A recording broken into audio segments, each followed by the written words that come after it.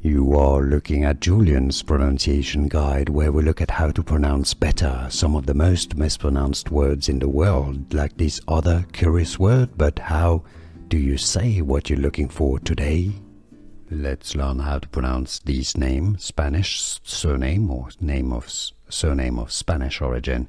In Spain, central Spain, it's pronounced Quiroz, with the Z pronounced like a TH, or the Z pronounced like TH, Quiroz. Now, in South America, Central America, Mexico, the Caribbean islands, and so on, it's pronounced Quiroz, with the Z pronounced more like an S. Qui, not qui, Quiroz. In English, therefore, you can simply say it as Quiroz.